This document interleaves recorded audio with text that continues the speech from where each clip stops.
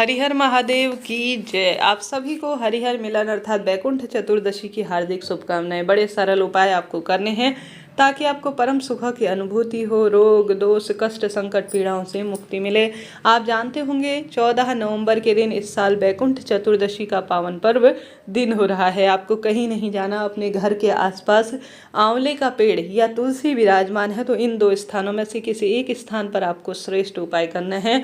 कहा जाता है बैकुंठ चतुर्दशी के दिन श्री नारायण महादेव से मिलने आते हैं और दोनों का सुंदर मिलन होता है। जो भी भक्त हरिहर महादेव के नाम से दीपदान करता है, जो भी हरिहर महादेव के नाम से जल चढ़ाता है, उसके और उसके पूर्वजों के लिए बैकुंठ के द्वार इस दिन खुल जाते हैं और उसके जीवन में रोग दोष कष्ट संकट पीड़ाओं का निदान हो जाता है।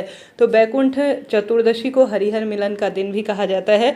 तो कमेंट्स में लिख दीजिए हरिहर महादेव की जय। हरि अर्थात मेरे श्री नारायण, हर अर्थात मेरे महादेव। तो हरिहर महादेव के नाम से यह उपाय आपको करना है। जैसे मैंने आपको विदित कराया, तो आंवला पेड़ के नीचे या तुलसी माँ के समक्ष आपको जाके उपाय करना है। जल के लोटे में आप सभी को डाल देना है कमलगट्टा। कमलगट्टा मेरे नारायण को प्रिय है, मेरे महादेव को प्रिय है, मेरी माँ लक्ष्मी को प्रिय है और इन्हीं को यह 5 दिवस समर्पित होते हैं। तो आपको हरिहर महादेव की जय कहते हुए एक जल के लोटे में, जो कि आपको अपने मटके से भरना है, कमलगट्टा डाल देना है। चंदन, गुरुजी कहते हैं चंदन अगर श्रेष्ठतम तरीके से हरिहर मिलन के दिन प्रयोग में लिया जाता है तो भाग्य बदल जाता है। तो हरिहर महादेव की जय कहते हुए आप सभी को जल के लोटे में चंदन मिला लेना है। पीला चंदन हो, लाल चंदन हो, कोई सा भी आपको ले लेना है। साथ ही कच्चा दूध वंश में वृद्धि करता है और सौभाग्य देता है और चंद्रमा की कुंडली में स्थिति मजबूत करता है। तो चंदन मिलाएं, थोड़ा सा कमलगट्टे का एक दाना रखें और कच्चा दूध और थोड़ा सा गंगा जल, क्योंकि इस दिन बैकुंठ में हमारे पितरों के वास के लिए गंगा जल चढ़ाया जाता है। तो गंगा जल, चंदन, कमलगट्टा और थोड़ा सा कच्चा दूध जल के लोटे में 4 चीज़ें आपको डालनी है और अपने साथ एक दीपक ले लेना है। दीपक में आप सभी को रखनी है 2 बत्तियाँ। कैसी बत्तियाँ रखनी है? 2 बत्तियाँ, एक हरि के नाम की, एक हर के नाम की। तो हरिहर मिलन तभी तो होगा। तो आप सभी को एक दीपक के अंदर घी भरना है या तिल का तेल प्रयोग में लेना है। हरिहर महादेव की जय कहते हुए आप सभी को यह दीपक लेकर चले जाना है या तो तुलसी माता के समक्ष या आंवला वृक्ष के समक्ष। आंवला वृक्ष के नीचे करते हैं तो और ज़्यादा उत्तम फलों की प्राप्ति होती है। तो आपको गुरुजी ने कह रखा है कि आपको पूर्वाभिमुख होना है, अर्थात किसी भी अवस्था में कोई अन्य दिशा नहीं, सिर्फ पूर्व दिशा की ओर का ही आप चुनाव करें। तो पूर्वाभिमुख होकर अर्थात पूर्व दिशा की ओर मुख करते हुए आप सभी को, जो आप सभी चीज़ें लेकर गए हैं, हरिहर महादेव की जय कहते हुए आपको जो है यह आंवला या तुलसी के समक्ष समर्पित कर देना है। उसके बाद आप सभी को क्या करना है कि सरलतम तरीके से श्री शिवाय नमस्तुभ्यं महामंत्रों का जाप करते हुए, हरिहर महादेव का स्मरण करते हुए, ओम नमो भगवते वासुदेवाय का स्मरण करते हुए आपने जो दीपक प्रज्वलित करना है वह अच्छी तरह से सुंदर अवस्था में दूसरा कमलगट्टा आपको उस दीपक के अंदर डालना है, हरिहर का स्मरण करना है और आप सभी को यह दीपक प्रज्वलित कर देना है। दोनों बत्तियां आप चाहें तो गोल रख सकते हैं, चाहे तो लंबी रख सकते हैं, इच्छा आपकी है। तो हरिहर महादेव का स्मरण करना है। चावल का आसन या फूल का आसन या तिल का आसन या किसी अनाज का आसन या कोई प्लेट ही इस्तेमाल करें, परंतु आप दीपक के नीचे कोई ना कोई वस्तु का इस्तेमाल करें, इस बात का ध्यान रखें। तो सुंदर अवस्था में हरिहर महादेव के नाम से यह सुंदर दीपदान करें और इन वस्तुओं को इन 2 पवित्र वृक्षों के नीचे हरिहर का स्मरण करते हुए आप जरूर से लगा दीजिएगा, जरूर से समर्पित कीजिएगा। निश्चित रूप से आपके रोग दोष कष्ट संकट पीड़ाओं का निदान हो जाएगा और परिवार में एक अलग ही तरह की बरकत आना शुरू हो जाएगी। तो यह पहला उपाय है जो आपको करना है। बढ़ते हैं दूसरे उपाय की तरफ। यह उपाय गुरुजी ने कई बार बता दिया और आपने इसे उपाय को कई बार सुना भी होगा। यह उपाय काफ़ी सरल है और लाभ देता है, जैसे कि आप जानते होंगे। बढ़ेंगे इसके बाद तीसरे उपाय की तरफ, परंतु यह दूसरा उपाय बहुत सरल है। आपके घर पर लड्डू गोपाल तो है ही, श्री नारायण के साथ साथ कोई अन्य मूर्ति हो तो उस पर भी कर सकते हैं। कुल मिलाकर श्री नारायण की मूर्ति होनी चाहिए। सुंदर स्वरूप में आप सभी को एक पाटा बिछा लेना है। पाटे के समक्ष आप दीपक लगाएं और आप सभी जानते होंगे सुंदर श्रेष्ठ अब 2 ही दिन बचे हैं। ब्रह्म मुहूर्त में गंगा जल में श्री जल से स्नान करें, सूर्य भगवान को जल चढ़ाएं, तुलसी माता में कच्चा दूध चढ़ाएं, 5 या 7 परिक्रमा तुलसी माता की ओम नमो भगवते वासुदेवाय महामंत्र का जाप करते हुए करें।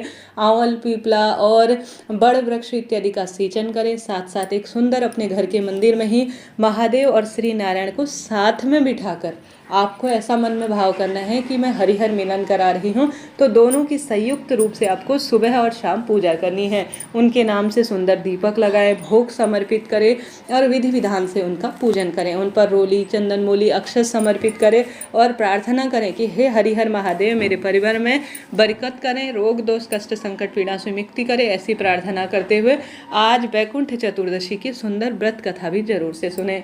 साथ के साथ भूल चूक के लिए क्षमा प्रार्थी होकर कहें कि मेरे पितरों का आप तारण करें। ऐसी प्रार्थना करते हुए रात्रि को आपको आज यह श्रेष्ठ कार्य करना है।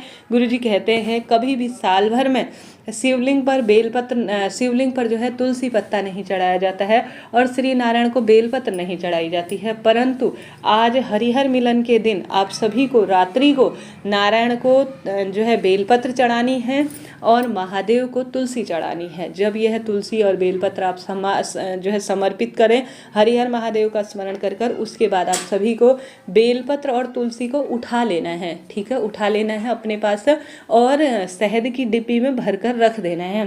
गुरुजी कहते हैं जो बच्चा जिदपन करता है, जिसके वैवाहिक अड़चन है, जिसके कर्ज है, जिस व्यक्ति के अन्य परेशानी से वह जूझ रहा है, तो उस व्यक्ति को यह हरिहर मिलन की जो बेलपत्र और तुलसी पत्र आपने रखा है उसे अपने पास रखकर उसे चटाना शुरू कर देते हैं शहद के साथ थोड़ा थोड़ा। तो हरिहर महादेव के नाम से उसका भाग्य बदल जाता है और शारीरिक मानसिक पीड़ाओं से उसे मुक्ति मिलना शुरू हो जाती है। तो हरिहर महादेव के नाम से यह सुंदर उपाय आपको इस वैकुंठ चतुर्दशी के दिन घर में करना है। पहला और दूसरा दोनों उपाय एक साथ कर सकते हैं। तो यह बात हो गई दोनों उपाय की। बढ़ते हैं तीसरे उपाय की तरफ।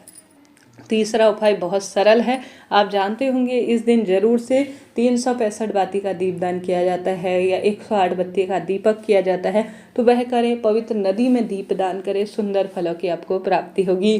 कहा जाता है वैकुंठ चतुर्दशी पर जो भी श्री नारायण के गले में तुलसी की माला समर्पित कर देता है, महादेव को बेलपत्र समर्पित कर देता है, भली प्रकार से माला बनाकर उसके भाग्य चमक जाते हैं। खूब सुंदर तुलसी की पूजा करें, आंवला, बड़, पीपल इनकी पूजा करें। मात्र वैकुंठ चतुर्दशी के आप तुलसी और बेलपत्र की पूजा कर लेंगे तो भी समस्त फलों की प्राप्ति होगी। इस दिन केले वृक्ष की पूजा, क्योंकि गुरुवार है, श्रेष्ठ माना जाता है। केले वृक्ष की जड़ में गुड़ चने का भोग लगाएं और सुंदर अवस्था में प्रभु के नाम मंत्र का स्मरण करें। साथ ही शिवलिंग पर स्वर्ण के समान चने की दाल भी आप चढ़ाने का प्रयत्न करें। कहा जाता है हरिहर महादेव के नाम से जो भी व्यक्ति आज के दिन सुंदर अवस्था में शिवलिंग पर हरिहर महादेव का ध्यान कर कर, केदारेश्वर महादेव का ध्यान कर कर सरलतम तरीके से आप चने की दाल समर्पित कर देते हैं, तो वैकुंठ चतुर्दशी के दिन चने की दाल का बहुत महत्व है। जो व्यक्ति शिवलिंग पर चने की दाल आज के दिन समर्पित कर देता है उसके भाग्य बदल जाते हैं और उसके रोग दोष कष्ट संकट पीड़ाओं से मुक्ति मिल जाती है। तो आप सभी को सुंदर सरल तरीके से जैसे मैंने बताई पूजा विधि करनी है, भोग लगाना है और इन दो सरल उपायों को करने का प्रयत्न करें। बस 2 दिन रहे हैं वैकुंठ चतुर्दशी और पूर्णिमा, तो इन दोनों दिनों का लाभ उठाएं और खूब सुंदर तरीके से भगवान की पूजा करें। भाग्य चमकेगा, संकट कष्ट पीड़ा से मुक्ति मिलेगी। तो हरिहर महादेव की जय कमेंट्स में लिख दीजिए। सुंदर भाव सच्चे मन से पूजा करने का प्रयत्न करें। अब बढ़ते हैं एक और उपाय की तरफ। जैसे कि आपके घर पर लड्डू गोपाल तो होंगे ही, तो आप सभी के घर में जो शारीरिक मानसिक पीड़ा से परेशान व्यक्ति है, आप सभी को क्या करना है कि एक काला धागा लेना है। लड्डू गोपाल को पूरे दिन भर में आप काला धागा पहनाकर रखकर छोड़ दीजिए। जब यह हरिहर महादेव का दिन होता है तभी यह उपाय किया जाता है। काला धागा अपने लड्डू गोपाल को पहना लेना है और वैकुंठ चतुर्दशी समापन होने के बाद जिस व्यक्ति के वैवाहिक दिक्कत है, संतान की परेशानी है, कर्ज से घिरा हुआ वह प्राणी है, तो वैकुंठ चतुर्दशी के दिन अपने घर पर लड्डू गोपाल को काला धागा पहनाने के बाद उस व्यक्ति को अगर पहना देते हैं तो कहा जाता है बच्चे से लेकर बड़े बूढ़े सभी व्यक्तियों की परेशानी से उसे मुक्ति मिल जाती है। इस तरह से यह जानकारी थी। आशा है, उम्मीद है वीडियो आपके लिए उचित रहा होगा। कमेंट्स में आप भी लिख दीजिए हर हर महादेव।